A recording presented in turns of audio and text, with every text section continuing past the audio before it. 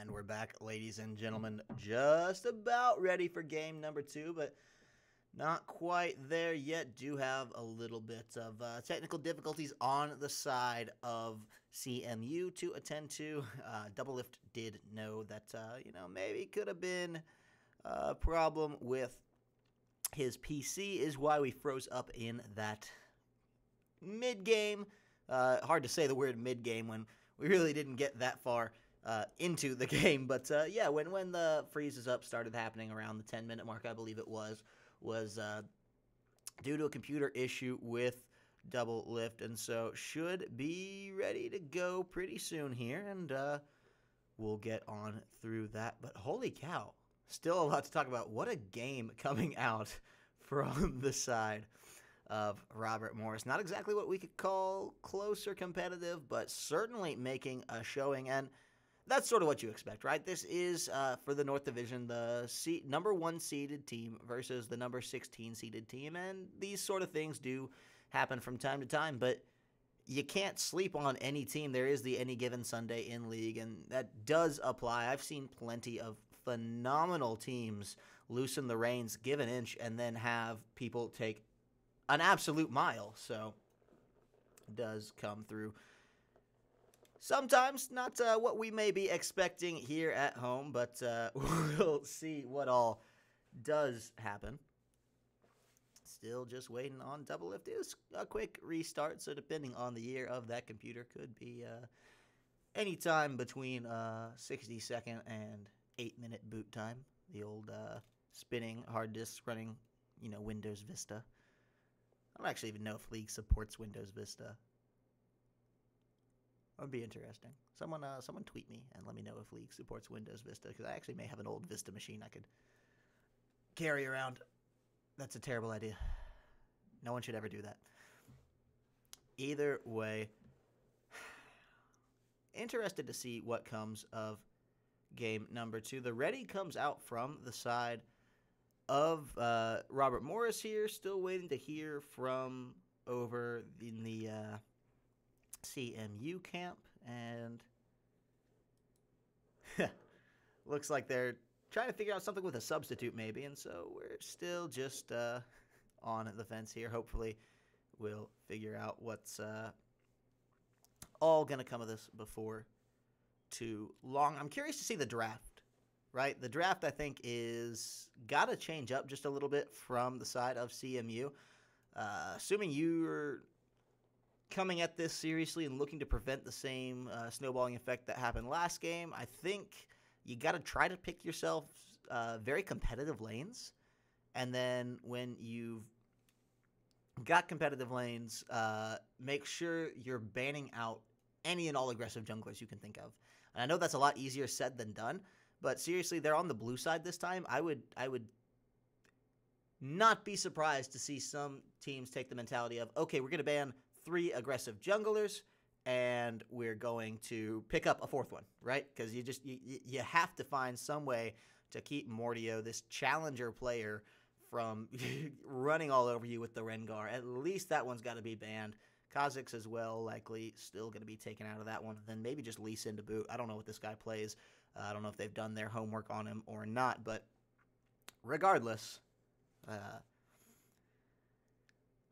you don't want him on that super aggressive jungler. I think Doublelift as well on that Rek'Sai was really unable to find a foot in this game.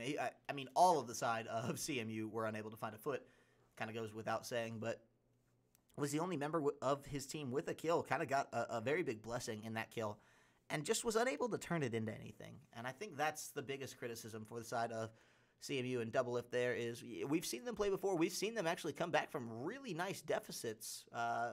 Maybe when they were playing against Michigan State, if that doesn't sound right, but I couldn't tell you exactly the team we saw them play against come back and win to actually secure their playoff spot, or maybe to move up into the round of 16 from the round of 32. It was just last week or the week before, but they dug in. It was a game Starkey solo cast actually, so these CMU guys not having the most luck getting 2 casters on the board. But whichever game it was, went to 3 games. They ran it all the way out, and they dug in after a pretty bad first game loss. and really pulled it around. Now, it wasn't to this extreme, of course. It wasn't to this degree in the skill disparity, or at least the rank disparity. I don't want to talk much about skill disparity there. Is obviously a lot bigger and more of an uphill battle this time around, but at the very least, it is a great learning opportunity for the side of CMU. If they can't find their footing back in this series, they're at least going to have a couple capped recorded VODs to tell them exactly what happened, what went wrong, and an ability to pull up and play from it. But they've got that right now. They just had sub 20-minute first game loss, and so now they're in a position where they can really make something of this. They can learn from it, at least come out with a more strategic draft, and the play style, it's kind of hard to just draft into better lanes and a situation where you can win your lanes and take advantages off of that. But, you know, all of these teams are here to be competitive. All of these teams are here to make moves in their games and get better and win the season, come into the next season. If it's a rebuilding year, sure, you can pull that one up, and you know, you've got some players coming in the next year, you're still gelling synergies, great.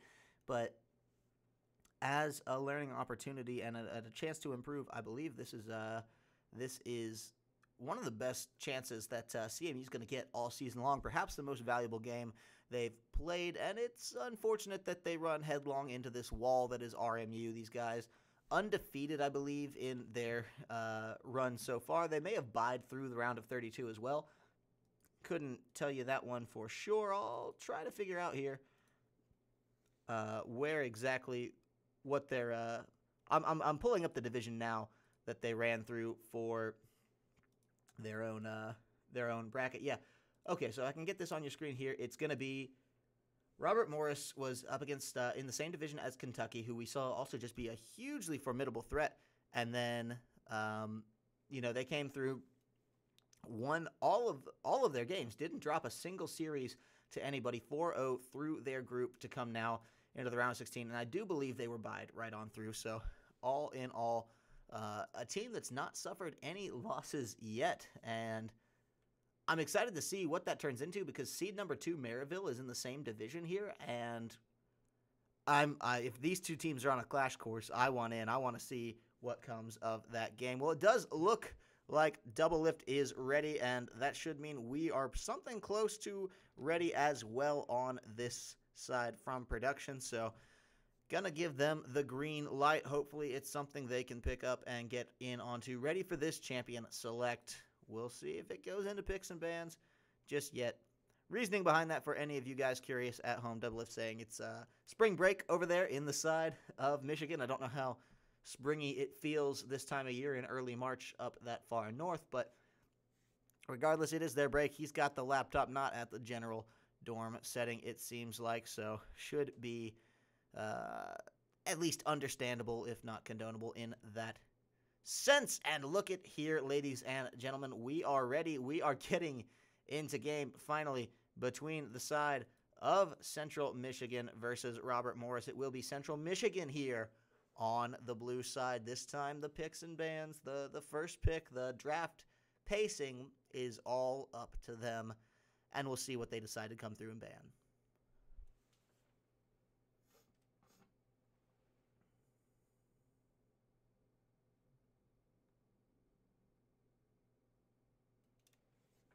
Is the Varus off the bat was the first pick for Evan. Didn't want to deal with that one. The Camille as well. Can't give that one over to West Coast Carry. We saw what he did on low eco Nautilus, right?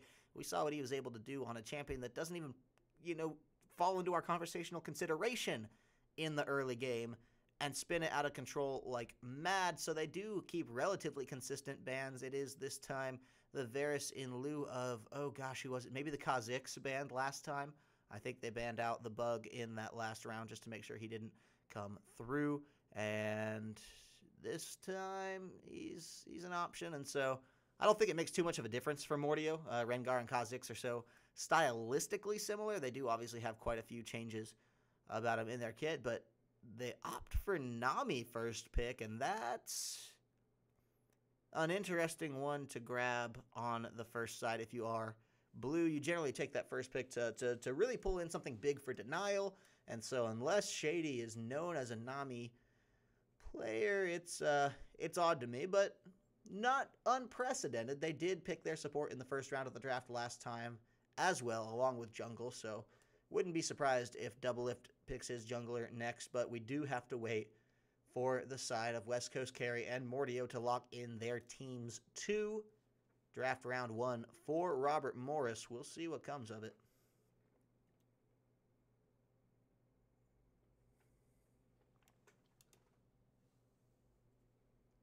The Rengar ain't broke, don't fix it. Mordio carried the game, or at least started the snowball with this champion last time, so will be here to grab it again. Only difference this time is it is going to be Malzahar picked up for the side of Robert Morris. Believe that's likely Shady's pick into Nami. Just don't want to deal too heavily with that.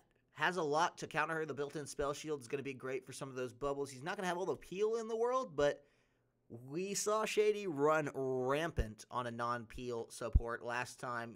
Evan RL didn't need the, don't know why I want to keep calling him IRL. I'm sure he's Evan in real life too, but Evan RL is his screen name. This Malzahar here, yeah, it's going to be, you're just picking up another carry for your team in this support role. You're not looking to take away something that's defensive because you're never on the defense, right? You're only aggressive, and so in that regard, these AP non-peel burst-heavy supports, those are excellent picks. I like that Doublelift has gone for Vi, though. I really do. I think that's a much better pick than the Rek'Sai. Got a lot more tools at his disposal in this one. Got a lot more power to get around and to make early ganks happen on Vi. Now, you're still a little bit reliant on that level 6, and by that time, you could kind of make the argument that it was a little too late after level 6. But at this point, they are still in a good position on that. You know, you get the red buff, you go in, you gank your bot lane, you gank your top lane as the Vi. You can really do a lot with a good flash vault breaker from that champion. So in the spirit of consistency, Gillette will also run that Syndra. Saw that to great effect against Shyfron's luck, so not much going to change there. We'll see if Shyfron can tighten up some of the screws that were a little loose in that laning phase just to keep him on a competitive edge. It was quite the CS differential between the two. It was quite the kill differential when Syndra Gillette started snowballing out through that. So all in all, if Shyfron's not learned a thing or two from that last game, this could spell trouble. All the same, Karthus locked in as the top laner for Prime. He is maintaining a degree of unconventional air around his top lane. I will say that. We've seen top lane Karthus before, sure. We've seen top lane Swain before, sure. We don't generally see them in this meta, and we certainly don't generally see them against a tanky Nautilus, and so maybe he's hoping that the Pop Rocks will keep him in a pretty good position to keep that monolithic diver man out of his face and well away from the anchor. Jhin is the pick for Evan RL. Not too surprising there. The Varus is taken away. We'll take the next best thing in current form as we tick down now. The lanes are set. The players ready to go. A quick rundown if you're just joining us on the blue side. It is Central Michigan University, seed number 16 in the North Division. In the top lane, it's Prime playing that Karthus. Doublelift, not the Doublelift, just Doublelift, playing Vi in that jungle. Shyfron, the mid laner. Modified Granby behind the shadows. A very good duo that we've seen a lot out of this season.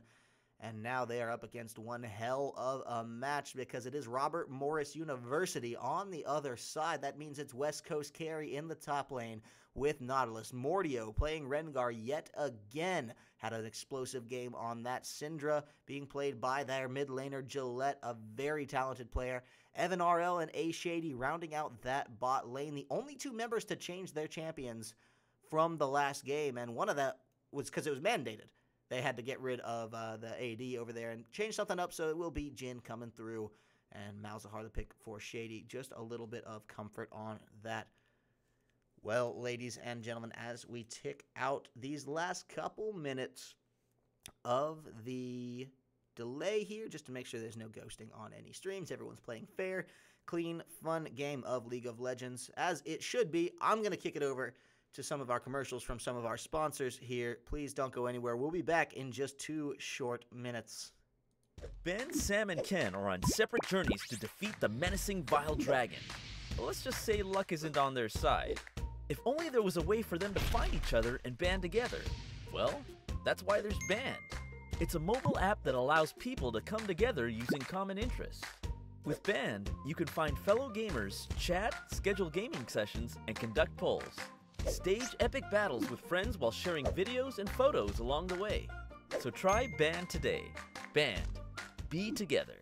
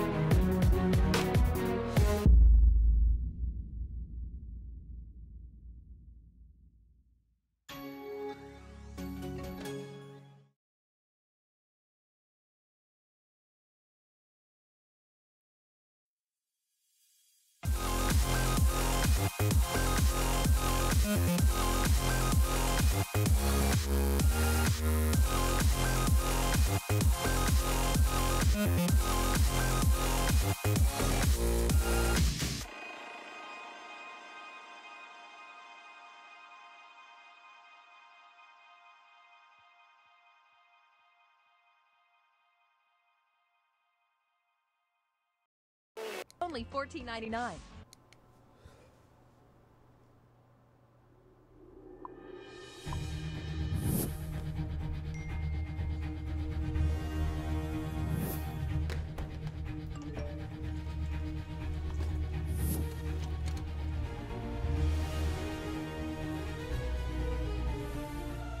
Don't miss the call.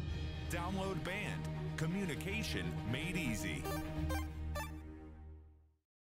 Well, that's it, ladies and gentlemen. Words from our wonderful sponsors as we're getting into game number 2 between Robert Morris and Central Michigan. A lot to talk about between these two teams and a lot to see what we're going to be going up with, but is likely, if this last game is any indicator, going to be a fairly explosive game with a lot of aggression from the side of Robert Morris there. So we will be seeing what all that turns into. Thunderlords ran on 3 players from the side of Robert Morris. Lets you know they didn't come to mess around with their damage today. Their game 1-up over CMU was tell enough of that. If you didn't see it, it was explosive. They came out in 19 minutes, under 20, and ran down the base. Took all the towers, but I believe that top lane, I don't think they ever actually cracked down on that inhibitor on that tower, but they didn't need to because they came through and just railed the base of CMU there. And so we'll see if they can replicate it from the other side of the map. Looks to be their target with some very aggressive picks coming through still. I thought the Nautilus was more of a defensive pick off the beginning, right? I thought that was something that, oh, I'm sorry, here the overlays are a little off. Let me adjust those for us here. Boom, there we go. That's all nice and prettied up. Just in time for the game to start as well. Train of thought, yeah, I thought the Nautilus was going to be a defensive pick. I thought it's okay, yeah, no, we're checking off the little tank box on our thing, and we're just going to leave him up in the top lane. He was a monster. West Coast Carry lived up to his name, said, look, just because it's Nautilus doesn't mean that I cannot dictate the pace of this game from this champion, from this top lane, breaking all of our top lane stereotypes. Oh, it's an island. Oh, it's for tanks. Oh, it's for slap fights. Oh, it's for 35 minutes into the... Throw all that out the window. Doesn't matter. West Coast Carry has his own ideas of how this game should be played and lives up to them. Only difference thus far looks to be that Robert Morris University does not want to group up, does not want to try that early invade off the bat. The defensive run from the side of that CMU there is unsurprising. They've left open a hole here in their bot side jungle with this tri-brush here, but it is speckable from here. And so I believe unless they were getting goosed from some really long alternative route, they should be good to find out everything that they need to there. So I think they've got all the information at their hands. No, it's going to be a pretty Standard start here. Both junglers seem to be purporting like they're going to opt for that red side start. Will put Vi in position to gank in the top lane at 3 minutes. Mordio on that Rengar in position for some bot lane action. A little bit harder to gank onto a Nami, but Ashe is a very receptive target to early gankage from the side of aggressive junglers. And so we'll see how well they can play it, but I think it's the lane game from here. I like that Double Lift's picked a more aggressive jungler. I don't like that they let Mordio play an aggressive jungler. I realized you had to ban the Varus was important, was a first pick, as well as the other champions you banned. Don't want to let him in there, but I think Mordio on this kitty cat is going to be looking to purr his way on through all of these members and get his fair share of the kibbles and bits through this game. Pride on Karthus looks to be in a position where I think he can actually do pretty well against West Coast carry and stay a little bit more relevant on this champion, but it's going to be at the cost of a lot of mana early on, and so that should ease out a little bit as he levels up, get better, but I would not be surprised to see some early itemization just to kind of, you know, give him the old mana blue bar boost there that he's going to need to stay current throughout these fights. It's certainly a level 6 composition that the side of CMU has drafted there. None of these champions you look at are traditionally considered amazing or really relevant without their ultimates. They can all do it, but it's not like the Rengar who doesn't need his ult to burst you down into infinity. It's not like the Jhin who can still stay relevant through a lot of his just harass on the 4th shot, on the dancing grenade, should he time it out right, and his snares. And so in this regard, I don't see a lot being the focus of aggression from the side of CMU before that level 6. But at the same time, against a team like Robert Morris University, sorry about that one, a little tongue-tied, you can't sleep on that. You can't just say, oh, well, we'll wait for level 6, because while you're waiting, they're going to come through, strip everything you own, and beat you with it. And so they've already got Rengar off in the wings here. Mordio lurking around that bot side is indicative of that start pathing he ran, but Double Lift is here now, and you're just going to back off, not try to get the gank. Say, look, you know, we can let the lanes pace out.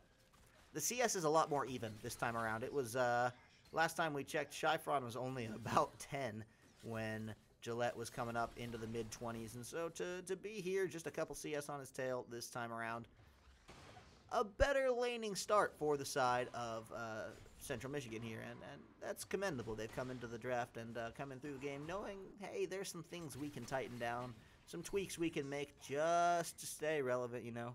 Not going to let this bowl of cereal get too soggy on us, and so I think they're in pretty good shape, but man, the harass is coming out in spades from the bot lane. Granby's on the run. The Voidlings are going to get him, actually. That's a little bit surprising, but meanwhile, the top lane gang doesn't seem to be having the same degree of luck as we found the 2v2 in the bot lane for the side of Robert Morris. Clean first blood, clean 1k gold up, and clean harass from Gillette. Look at that. This Syndra is a nightmare to play against, I'm sure. Shyfron is living that right this moment, and so can't... Oh, man, that's actually a really good exhaust, but the tower aggro was not there for Evan. Shady doing a really good job of tampering and tapering that one out. Does make sure that both members of the bot lane have been killed in 2v2 and 2v1 situations thus far. 2 kills onto the board. 1 for the support, 1 for the carry. No stranger to that play style for RMU. In fact, it'd be strange if they didn't share the kills between them at this point. But looks like right now the only thing they're going to be sharing is a ticket back to the base fountain. Want to get out of that one and wash off some of that crystal arrow dust that they got smacked up with pretty well beforehand. It's a close ultimate, but it's not going to find Gillette, unfortunately. Shyfron there does use the last little bit of mana in the tank, and so likely won't be able to purport too much into this lane, especially not with Rengar right around the corner. Got to be careful. That low-ish health bar is enough to certainly get the dorsal fins spinning for a shark like Mordio here in the water. It's going to reveal the ward, but it was already timing out anyway, so a good binding to dissuade. Doesn't connect, but does at least make sure it doesn't get too bad. Prine, half health at this Nautilus. West Coast carry is doing it again. He's so aggressive on this champion, has such a good understanding of top lane that he's really seemingly unconcerned with any efforts that Prine's going to be able to put in there. Whew. Things are looking to be in position to repeat themselves from the last time. Holy cow, he's going to flash in for that one. He finds it. West Coast carry picks up a kill there. Will go low to some tower shots, and actually the ult channel from Karthus may just find something. It does not. Prine is just on the outer edge of that as West Coast carry's health bar maintains with 2 little ticks left in it, and starts healing up on the third, but we'll be back in base before any roams can happen. Jungle pressure seems to be around the bot side of the map, maybe on a collision course here, but not sure what Mordio's plans are, as he's just hanging around very patiently, possibly trying to set up a gank here. Don't know if they want to run too heavily under this tower, but may be the focus. They've got him pushed back. That's the ultimate coming out for Rengar as well. Jhin pops the curtain call. He's in behind the shadows, is gone, and modified Granby. Only thing getting modified here is his health bar, taken from 100 to 0 real fast. That's going to be first tower as well, and just like that, they find the door, and they don't just, you know, knock. They don't just push it open. They kick down the door off the hinges and blow it wide open. Coming through, just absolutely ramming their way into the first tower advantage, and a 4K gold lead on the board here, only at 8 minutes.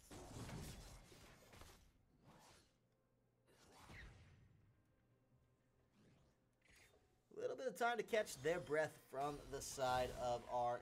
You gotta keep up with the chores, right? And that's what separates some good teams from great teams, is that all the while, yeah, you're spending so much time on the enemy side of things, you're counter jungling like mad, you're keeping up with neutral objectives.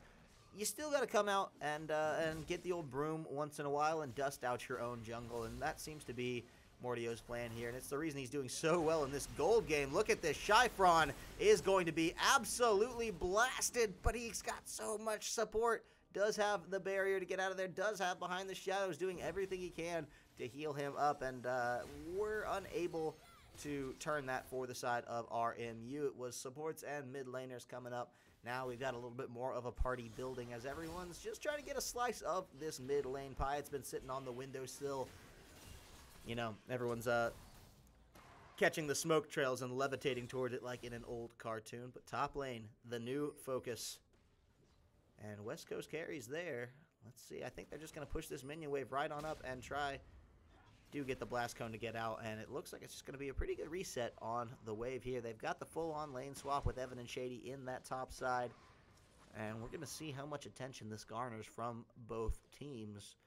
The side of CMU do not want to let this one go lightly. They know they can't just start giving up objectives for the trades, because there are going to be no trades against a school like RMU, just giving up objectives. But look at that. They stepped just a shade too far out of line, and Granby loses half his health like that. And it's happened again, ladies and gentlemen. Here at 10 minutes, the game freezes up. I think it's some sort of new feature they must have built into League, right? We'll see what all comes of it. I'm expecting to see a double lift disconnect in just a second here. We're going to cheat just a little bit, but you have to promise me, viewers at home, that you're not going to tell. And no, nothing. Okay. Clock starts back up. If it's anything like the other pattern, we're frozen just another 4 seconds later. That's what I thought. And should mean the disconnect comes through pretty soon, a full-on pause. Whatever the case is, it's given us a little bit of trouble here in the spectator client, but that's okay. They recently, I believe, redid a lot in the spectator client from Riot. I don't think this is something we've traditionally seen, but should be ironed out hopefully pretty soon. Yep, there it is. Okay, so exactly like last time. We'll see how long it takes. Was only a minute, a couple minutes last time around to get back into the swing of things, and so hopefully nothing too different in this case.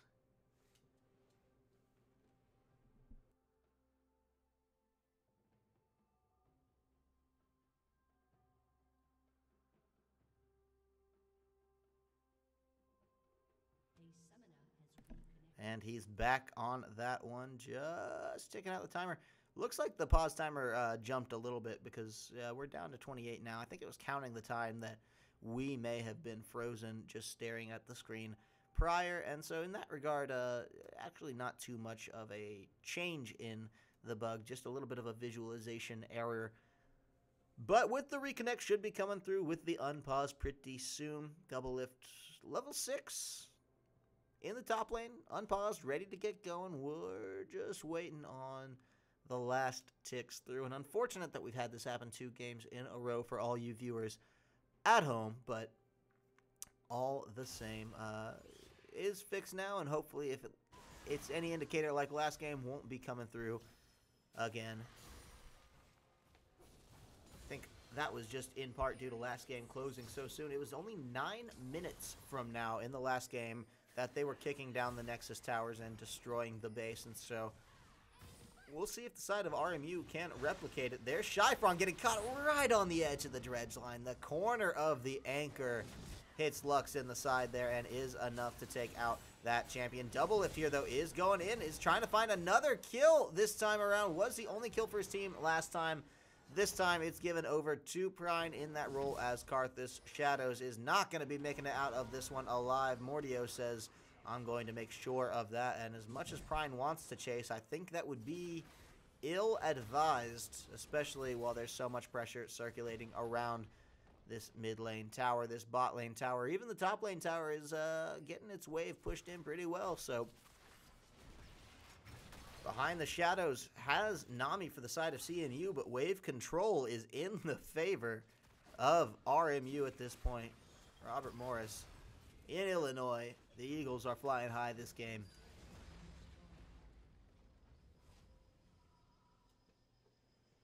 That's tower number 2, a 7K gold lead at 11 minutes.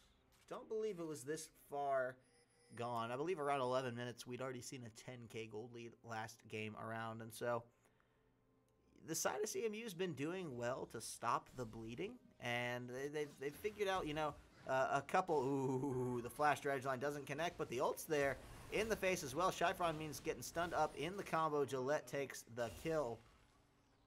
As I was saying, it's like the side of CMU, the Flying Seas, are on a sinking ship right here, and they've got their buckets, and they're shoveling out water, but every time they find one hole and patch it, it's like, oh, well, here's another one. Oh, well, here's another one. Oh, it's not just one, you know, glaring hole in the hull here. It's 8 or 9 where the cannonballs just came in and absolutely devastated the bow. So they're patching what they can, but it looks like the side of Robert Morris is looking to make sure it's 1 step forward, 2 steps back on the side of CMU here, as they're looking now for their 3rd tower. And it was right here last game that we caught a little bit of a lilt. Things eased off for the side of RMU. They went back, they got their items, they hit their round 2. We'll check the gold in everyone's pockets. It's there for some, not there for others. Most have gone back for those buys now and are rounding up into their 2nd item territory, just getting those initial components. And so they didn't actually grab a dragon last time around. They might this time, but yeah, they went back, they healed up, they based, they got their wards, they crept this really good vision line throughout the jungle of CMU. They found a couple picks along the way, and then it was I mean, after just a couple minutes, everything broke loose. They went for 1 tower. They found 4 in a stretch and got themselves into the base. From there, it just all broke out. So we'll see if that was more of a one-off for them, or if that's stylistically just how they like to play it. A little bit of a data here in round 2. We'll catch up on what their bell curve might be. So far, does look to just be Vision coming out shady as a priority there. West Coast carry taking away some topside jungle for the blue team of CMU. Not too surprising there. They've been really good about starving out jungle objectives. But at this point, he's on the run. Modified Granby's there. Double lift as well. They're not going to be able to chase this one out. The tower is still standing, and the wave is not in their favor. So top to bottom should be pretty clean for West Coast carry. He's going to get on out of there A-OK. Meanwhile, his team just shoving down this bot lane tower. This should be tower number 4, and if that's any indicator, this is where things are really going to start to to roll downhill for the side of RMU. They can kind of just take it out of gear, put it into neutral, and roll on with the advantages they got.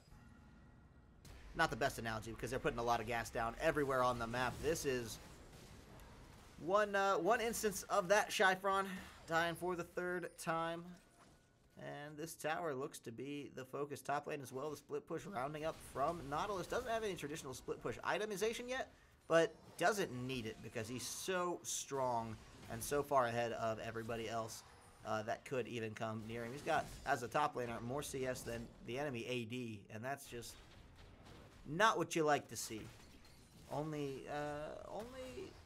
his mid and AD surpassing him in this run so far. The Cinder farm for Gillette has been very consistent, very high-level farm for this champion, and holy cow, double lift is going to go down. That's another farm for Gillette in the form of a champion. A lot of gold going into his back pocket there. Has 2,400 on the board and 50 coins in change there. Nice little potion money. And the really, I think, depressing part, if you are CMU at this, is they still can't deal with, like, it's not like Syndra's going to hit a power spike when she goes back. I mean, in an instance she is, but not practically because she's already on a power spike. She's already where she can just find, catch, kill you. There's just so much there from the experience lead, being 2 levels up on anybody else from the opposing team, 3 in some instances, 4 in one instance. Mordio actually might get caught out here. Does get shut down. And already the side of CMU have better stats than they did last game. So is oh, excuse me, sneeze snuck up on me there.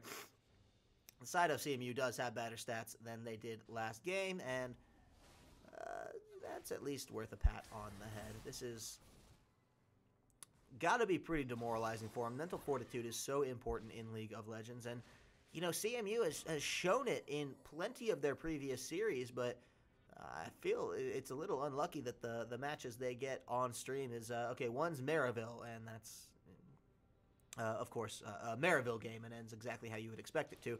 The next one is, oh, gosh, I cannot recall the name of that school, but CMU actually pulled it out. Starkey cast it. It's there in our YouTube page. Definitely worth watching because it really highlights some of the strengths of this team.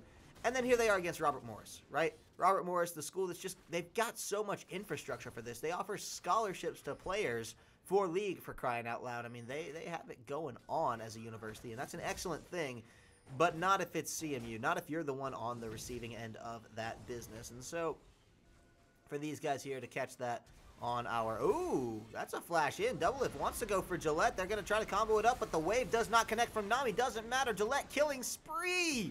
Finds Double Lift. He's out of that one, and ouch, that's gotta hurt. They should have paved the way pretty well for this next tower. The wave clear still there from the side of CMU, but a 4v5 is a 4v5 any way you cut it.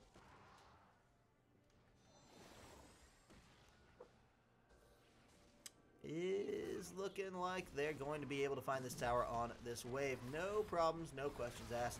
West Coast carry threatening the engage, not too worried about any of the damage coming out from the side of CMU. Not gonna sweat it. That's 6 towers. That's all outers coming out for the side of RMU already. Robert Morris has found all of the towers not pertaining directly to the base and taken them out accordingly. So now the real push begins. Knocking on the door of the base here at 18 minutes. We'll see what comes of it.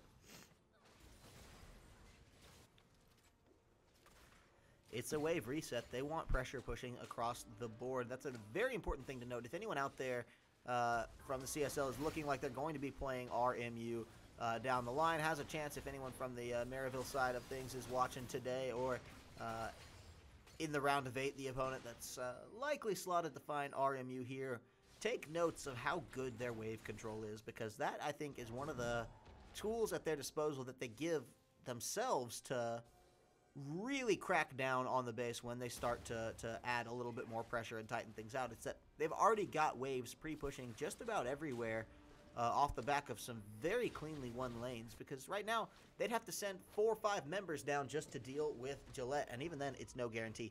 They'd have to send they'd have to send the whole team to deal with West Coast carry there, and that's certainly not a guarantee. And then while that happens, the rest of their team can really just chew through you. It's also unfortunate for CMU that it is the Mountain Drake in the hands of Robert Morris, meaning that the Michigan Towers are well on precarious ground, to put it lightly.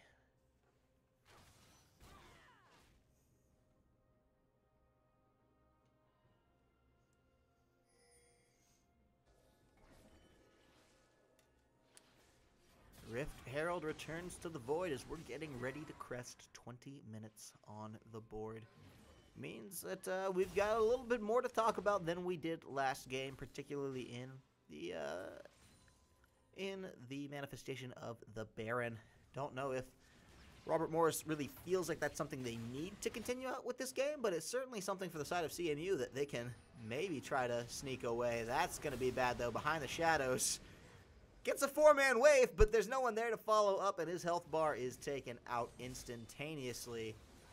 That's not going to be good. Now, only 4 members remaining from the side of Central Michigan to try to hold this base out, and it looks like they may catch out Double Lift on this Vi as well. Yeah, that's going to be goodbye. Shady taking one up for himself. Got to get a killing spree on the support yet again. And it will be the Baron. They've got 2 dead. They know it's a pretty safe bet. There's really no chance of a steal here without Double Lift being in the position he's in. Karthus doesn't have many tools. The Lux ultimate maybe, but too far away likely still. And look at this. Prime's going to die on his way just to check it out. Gillette unstoppable coming through. The Karthus ult's there. The Lux ult can't find it, and it does mean that it will go over into the hands of Robert Morris there. We'll see if they want to just puff out these waves, get into the base, crack it down. They got other things they can worry about. There's jungle camps. There's an Infernal Drake. If you just want to give yourself every advantage possible, just stall out the game a little bit, play some League of Legends, get some free baseball in there, as some commentators do say when things go into overtime in other sports. I'll let you guess which ones. And take a little bit of time. They're under no rush. They're no pressure. Their towers aren't in danger. The waves aren't pushing against them, so they can give themselves every which advantage and push in because of it. Now I would expect to see the fanning out, get as many lanes with as many Baron minions, pushing as many towers as possible is the classic strategy. And when you're ahead like this, when you have so many damage stats, you can afford to do it. But it looks like they just would rather jackhammer right on into this bot side. West Coast Gary can take a lot on his face for this one, and so I don't think they're going to be too worried about that one. Rengar splitting off from the pack, but he's been a bit more of a lone wolf this game anyway. Shady onto Double Lift. Gillette as well dominating, takes that kill out, says no, thank you. Now the curtain call pop for what feels like only the second time this game as they're coming through, trying to get in behind the shadows. Will be the next one to fall. It's the double kill coming out for Gillette. The tower's going to be the next one down. Gillette snared up, doesn't care too much about that one. Will be pushing through to get this inhibitor out.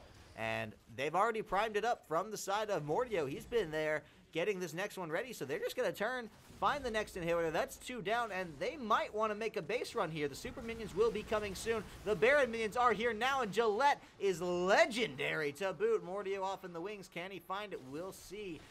Gonna be flashed in. Double Lift's going in for Evan, but the shields are there. He's gonna be okay. Does not die and is going to be able to come through. Nice flash, but it's not there. West Coast Carry cannot connect behind the shadows. Cannot survive if he is not careful here. And all the while, the base is getting chipped away at. They've got so many minions getting ready to pull in here. But West Coast Carry just wants to find the backline hooks. He's going to get shot up by the crystal arrow there. He's going to get bubbled up as well. The health bar is going lower, but Shyfron can't follow through with this one. And he's out of there. It looks like the side of Robert Morris is actually going to be forced to retreat. The side of Central Michigan dug in their heels and held it together. But at what cost? That's 2 inhibitors, and really they just stopped a push from getting any further out of hand. But it already was well out of hand, and so they don't give up the ghost just yet. But things are looking to circle the drain if you are Central Michigan at this point. Super minions pushing in on both sides. Prime gonna have to dodge out of this one. Unsuccessful on 1, 2, and 3. 4 is all it takes. Jin tapping his feet to the beat of the bullets flying from his guns. Finding Prime and taking out yet another kill for Evan RL, this all-star AD on the Robert Morris side. He is unstoppable and shows no signs of slowing down. The momentum only in his favor as he continues up with this one. Double lift the next one to be found, but they got to compete with these kills for each other, right? Shady's the one to find that one. Mordio takes one on behind the shadows and will dive in only to have the credit given away to Gillette. And ladies and gentlemen, this is it. The Nexus Towers number 1 and 2 are falling. The minions are there, and the side of Robert Morris in 2 very, very clean games with only 3 deaths combined in all of them will be taking this game in just about 25 minutes. Whew, that's a tough pill to swallow for Central Michigan there. They played so well throughout the ULoL Campus Series to get to the round of 16, and once they were there, were not able to follow up with it as well as they may have liked. So will be given over to the hands of Robert Morris University as they go 2-0 up in this one, advancing now to the round of 8 where the competition only gets more stiff. But this is the first seed, right? These are the guys that if anyone can do it, it is Robert Morris. And so looking forward to see their progression throughout the rest of the North Series. With that, ladies and gentlemen, I do want to give a shout out to some of our excellent sponsors here. They are Band Gaming, Asus, and Twitch. Band is a great social app and the primary social app of the CSL. Many features such as creating groups, which can be good for your CSL team or club, boards, calendar functions, polls, chat, and as of recent, there's call functionality in there too. That's right, they've got voice chat. Band is a premier social experience for you and your fellow gamers alike. You can find out more at band.us/home or find them in the Google Play Store or Apple App Store. You can be on the lookout for the CSL community as well, band.us/@CStarLeague. Catch an admin, one of the casters around, have a conversation with us, pick our brains about some League of Legends action, and get involved that way. Next, on to Twitch. As always, there's nothing but gratitude for the largest streaming platform in all of gaming to support collegiate esports. From PAX East and West and many more events, the CSL wouldn't be what it is today without the help and support from Twitch. Please be on the lookout for some cool opportunities to get involved with Twitch in the near future. Be sure to show them some love for their support on twitter.com/Twitch and facebook.com/Twitch. You guessed it. Last but not least, we want to welcome Asus to the CSL family for the 2016-2017 season. They are the provider of literally everything esports, from all the wonderful products such as monitors, laptops, routers, graphics cards, motherboards, and plenty more. Don't enter your next battle unless you're equipped with Asus. And I can attest to that one because I've been casting this game to you loud and proud from my Asus monitor. Looks beautiful. Well, we're done selling out for the time being. Do want to give a shout out to everyone who watched from home today. A shout out to Robert Morris and Central Michigan for playing some great League of Legends today. Unfortunately for Central Michigan, this is where their road ends. Robert Morris will be advancing, and we'll pull up a little bit of the action on your screen here for the standings, just to show you what likely will be coming in this round of 16 as well. Don't forget, later today we have North Carolina State versus University of North Carolina. Little hometown Southern rivalry going on there. And hope you've enjoyed this as much as I have, ladies and gentlemen. My name is Kyle Corvus Crow. You can find me on Twitter at Corvus Kovacs. If you got any ideas how I can improve as a caster, any ideas for CSL to up its production quality as well, I'd love to hear from you. Just want to talk, give me a shout. So enjoyed this. Hope you had as much fun as I have. And please tune back in a little later today for those matches between the North Carolinas. Thank you so much.